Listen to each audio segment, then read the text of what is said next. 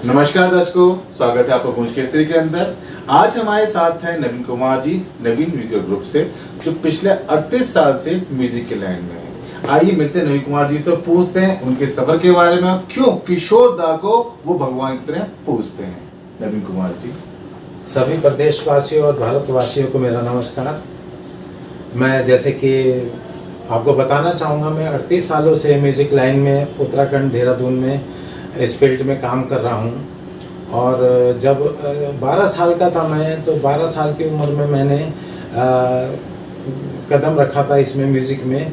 मेरी माँ मुझे बताती थी, हम लोग मसूरी में रहते थे, तो मेरी माँ मुझे बोलती थी कि 3 साल की उम्र से ही तो कुछ गाना वाना ऐसे करके कुछ गुनगुनाता था। मुझे तो पता नहीं 3 साल में मैं क्या करता था, लेकिन मेरी माँ ने मुझे बताया था कि 3 साल की उम्र से ही तो मसूरी में गाने गाता था। वो भी बर्फ़ बहुत पड़ती थी मसूरी में, बर्फ़ पे बैठ के। मेरे पिताजी लाल बहादुर शास्त्री अकेडमी में जॉब करते थे। अच्छा।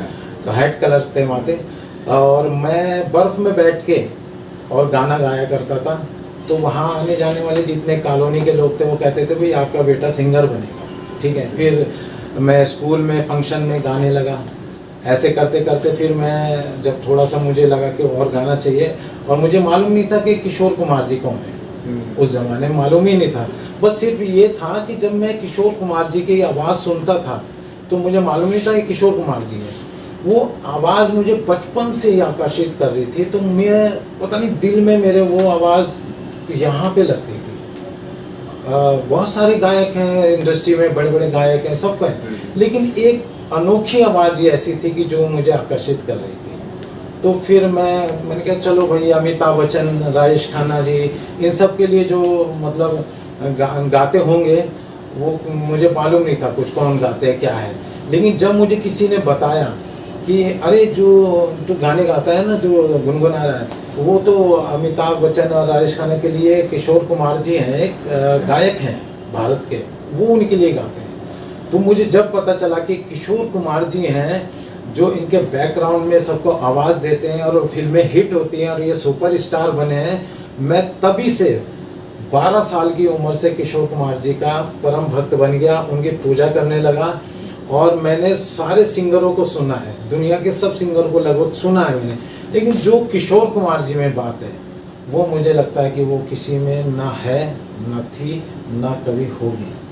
और उसके बाद फिर मैंने 99 में ऑर्केस्ट्रा ज्वाइन की, और ऑर्केस्ट्रा में मैं गाने लगा। जिस भी ऑर्केस्ट्रा में मैंने गाया है उस ज़माने में लीड सिंगर वहाँ के ऑर्गेनाइज़र मुझे ही रखते थे, क्योंकि मैं किशोर दा के गाने गाता था। और फिर उसके बाद डीजे, सन 2000 में डीजे आया, तो ऑर्केस्ट्रा लाइन में खलबली मच गई, क्योंकि सब डीजे की तरफ दौड़ने लगे। लेकिन उस दौड़ में भी मैंने 1990 में कैरोके के कैसेट आती थी, 1990 से कैसेट में गा रहा था कैरोके, जो आज यूट्यूब पे मिल जाता है आसानी से। फिर 2000 में मैं उसे होटल लाइन में गाने के लिए ले गया।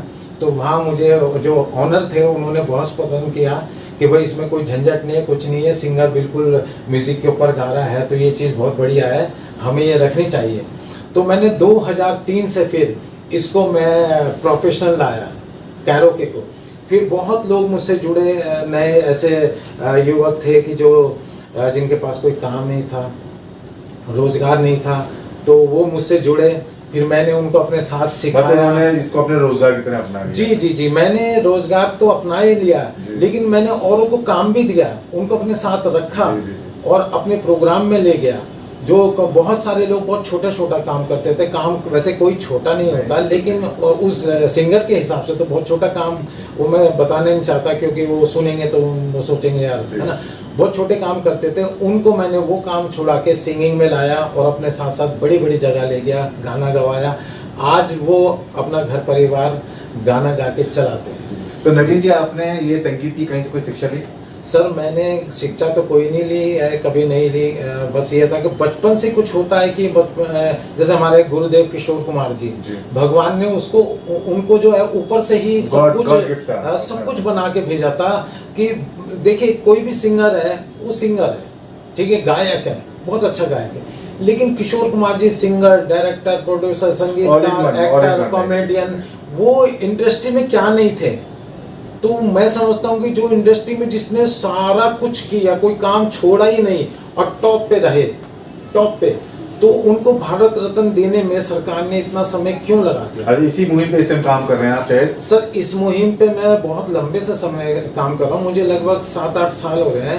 पहले मैंने 7-8 साल पहले मैंने जो संगीत प्रेमी होते थे उनकी क्लिपिंग ली, सोशल मीडिया पे डाली है कि वो किशोरदा के लिए भारत सरकार से निवेदन कर रहे हैं, हाथ जोड़ जोड़ के, लेडीज, बच्चे, छोटे छोटे बच्चे जो संगीत के प्रति मतलब संगीत सीखते हैं, वो निवेदन करते आ रहे हैं। सोशल मीडिया पे आज भी वो मेरी वीडियोस मिलेंगी बहुत सारी, वो कह रहे हैं कि भारत सरकार से निवेदन है कि किशोर कुमार जी को भारत रत्न दिया जाए। ठीक है, उसके बाद फिर उससे भी बात नहीं बनी। फिर मैंने 2024 में 2 फरवरी को एक विशाल रैली का आयोजन किया गांधी पार्क से। मैं किशोरदा के गाने गाते हुए और थोड़ा सा उनके लिए बोलते हुए, हम लोग बहुत सारी पब्लिक थी हमारे साथ, डीएम कार्यालय तक पहुंचे।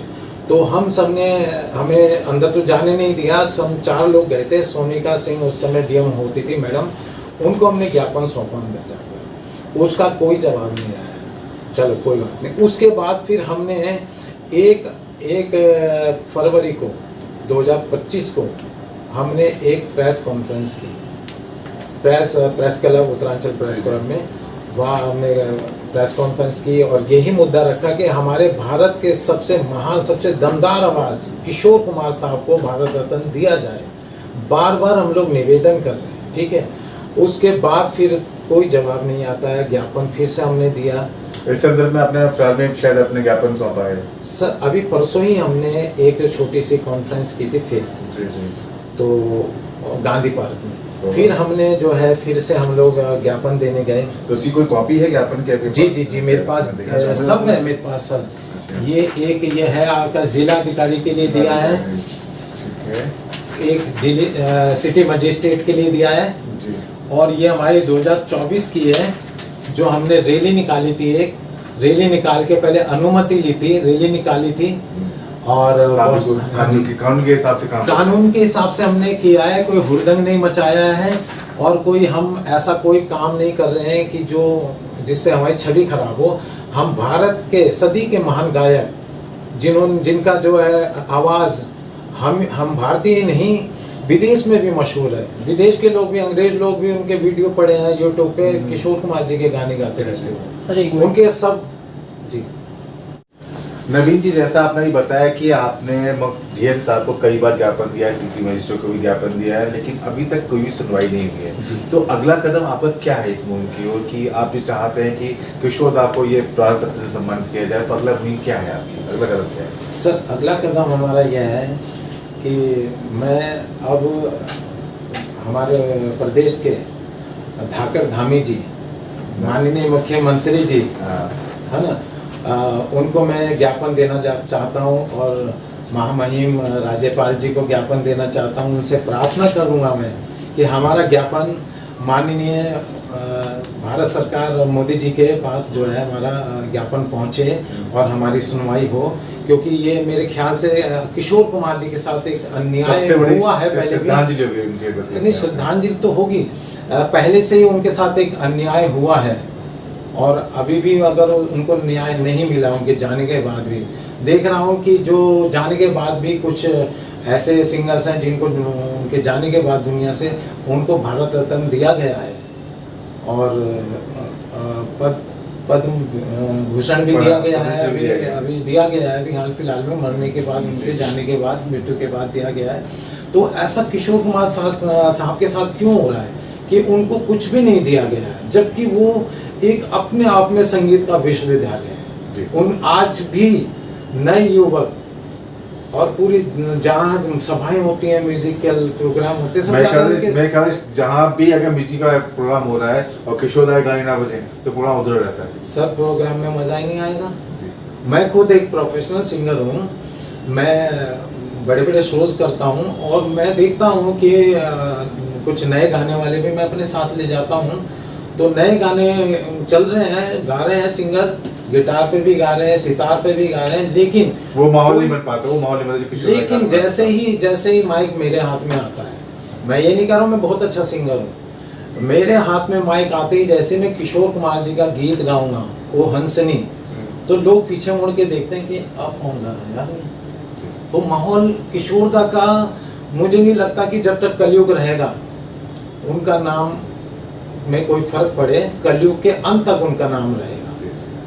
जी चलिए सर, बहुत बहुत धन्यवाद आपका स्टूडियो में आने के लिए, और हम उम्मीद करते हैं किशोरदा के साथ उनको बहुत जल्दी उनके बर्थडे पे गिफ्ट आप दे पाएंगे। जी जी जी जी मैं भारत सरकार से अनुरोध करूंगा कि 4 अगस्त को सदी के महान गायक किशोर कुमार साहब का जन्मोत्सव है, और उस जन्मोत्सव में अगर उनको ये उनके प्रशंसकों को, उनके भक्तों को अगर ये तोहफा भारत सरकार दे दे, तो मुझे बहुत उम्मीद है, भारत सरकार से मुझे बहुत उम्मीद है। इतनी उम्मीद है कि मैंने आज तक जो है किसी से इतनी उम्मीद नहीं लगाई थी जितनी मैंने भारत सरकार से उम्मीद लगाई है कि सदी के महान गायक किशोर कुमार साहब को भारत रत्न दिया जाए। ठीक है सर।